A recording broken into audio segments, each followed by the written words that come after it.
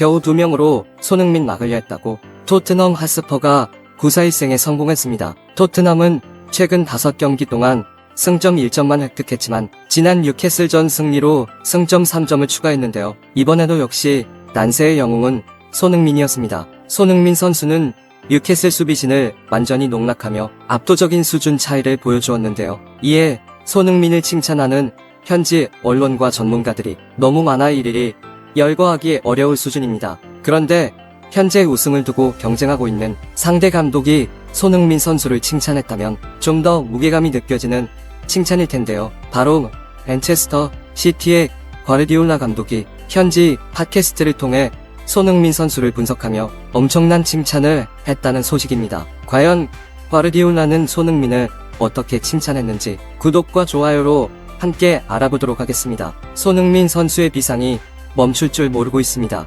토트넘은 지난 리그 경기에서 뉴캐슬을 상대로 4대1 완승을 거두며 분위기를 반전시켰습니다. 대승의 원동력은 윙어로 출전한 손흥민이었는데요. 손흥민은 전반전에만 2개의 어시스트를 기록했고 후반엔 직접 페널티킥을 얻어내 득점까지 성공하며 경기를 실질적으로 지배하는 것에 성공했습니다. 이렇게 손흥민 선수가 좋은 활약을 보여주며 위기에 빠진 토트넘을 구해내자 현지에선 앞다퉈 손흥민 선수를 칭찬하기 시작했습니다. 우선 경기가 끝난 직후 영국 언론 스카이 스포츠는 장수 프로그램 매치 오브 더 데이를 방영하며 손흥민이 왜 이렇게 좋은 활약을 보였는지 면밀히 파헤치는 해부 방송을 진행했습니다. 이날 패널로는 뉴캐슬의 레전드 셰이 기븐과 맨체스터 시티 전설 마이클 리차즈가 출연해 토트넘의 달라진 경기력을 조명했습니다. 진행자는 마이클 리차즈에게 질문하며 당신은 현역 때 윙백으로 많은 경기를 뛰었다. 손흥민 같은 선수가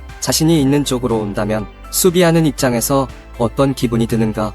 라며 이날 경기를 박살낸 손흥민을 맡게 된다면 선수로서 어떻게 대처할 것인지 질문했죠. 이에 마이클 리차즈는 난 감당할 수 없을 것이다. 그는 빠르고 양발을 모두 쓰는 선수라 까다롭다. 수비가 생각해야 하는 선택지가 늘어나는 것이다. 트리피어가 손흥민의 공격을 허락해야 했던 과정에서 그가 잘못했다기보단 손흥민을 너무 잘 알아 무슨 수든 쓸 수 있다는 것을 알다 보니 오히려 실수하는 장면을 볼 수 있을 것이다. 트리피어는 절대 만만한 선수가 아니다. 그는 현재 리그 도움 1위를 기록하고 있다. 오히려 똑똑하기에 당하게 된 것이다 라고 하며 손흥민을 트리피어가 막아내는 것이 불가능하다고 트리피어를 같은 풀백으로서 옹호하는 발언을 했습니다. 이에 뉴캐슬 레전드 셰이 기븐도 뒤이어 말하며 난 처음부터 작전이 완전히 틀렸다고 생각한다. 손흥민의 진입은 2명의 선수로서는 어렵다. 토트넘은 10위권이나 강등권 팀을 상대로 오히려 더 적은 골을 기록해왔다.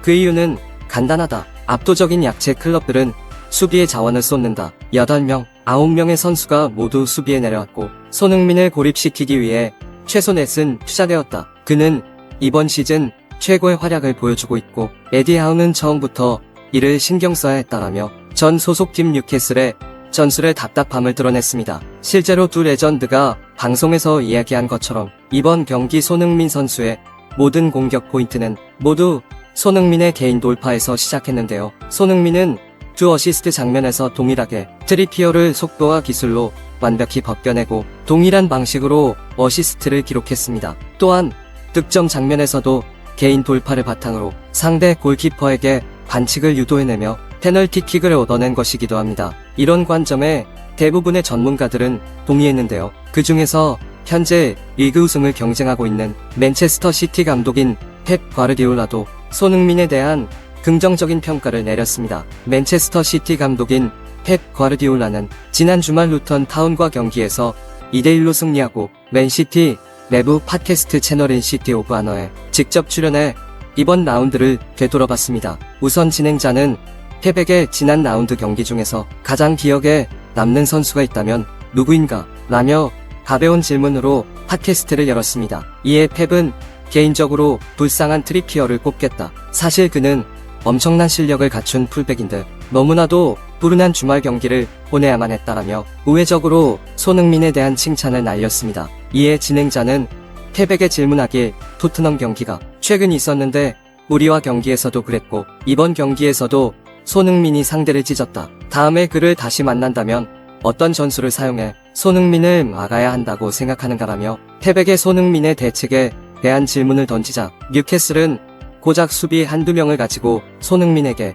공을 탈취해 오려고 하는 실수를 저질렀다. 우린 그에게 공격권이 넘어가면 중원을 포함해 최대 6명의 선수가 움직이도록 설계해왔다. 앞으론 그에게 공간을 아예 주지 않아야 하겠지만 이 리그의 뛰어난 선수는 상대하기 가장 어렵다라며 손흥민 선수가 정말 상대하기 까다롭다 발언했죠. 영국 매체 가디언도 칭찬에 가세했는데요. 가디언은 손흥민의 경기 장면을 분석하며 손흥민은 윙으로 출전했고 경기장을 넓게 벌리며 하프 스페이스로 우도기가 들어오게 만들었다. 첫 골은 손흥민의 미끼 움직임이 만들었고 두 번째 히샬리송의 골도 손흥민이 사이드에서 경기장 전체를 보고 있다 가장 약한 곳으로 빠르게 침투해 만들어낸 골이었다. 마지막 페널티킥은 하루 종일 성실히 고생한 본인에 대한 스스로가 준 선물이었다라고 하며 손흥민이 얼마나 전술적이고 기민하게 움직이며 팀의 공격을 이끌었는지 분석하는 글을 적었습니다. 이렇게 손흥민 선수에 대한 극찬 행렬은 비단 전문가와 언론에만 국한되지 않고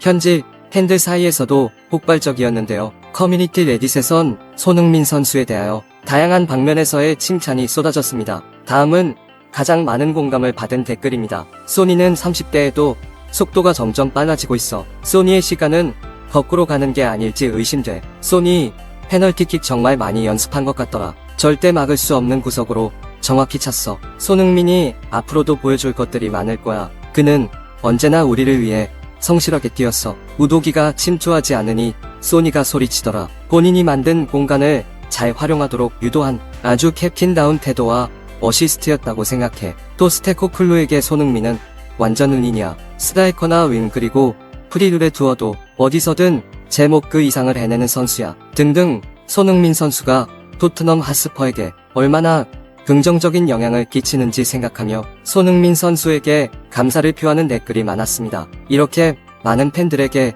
지지를 받는 손흥민의 토트넘 팬들과 시간이 점점 줄어들고 있습니다. 손흥민 선수는 토트넘과 동행하는 계약 기간이 이제 1년 반 정도밖에 남지 않았는데요. 손흥민을 극찬한 펩 감독도 손흥민을 노리며 최근 만수르가 토트넘 경기를 직접 관전하고 펩 과르디올라와 면담 후 돌아가기도 했습니다. 이제 계약 기간이란 보호막이 줄어들고 있으니 점점 많은 클럽들이 손흥민의 눈독을 들이는데요. 여러분이 만약 손흥민 선수라고 한다면 토트넘엔 아마 아직 부족한 클럽이지만 야망을 가지고 우승을 이뤄낸 캡틴으로 남을지 아니면 새로운 클럽에 가서 새 출발과 새로운 트로피를 들어올리는 경험을 할지 여러분의 의견을 자유롭게 댓글로 남겨주세요. 구독과 좋아요는 사랑입니다.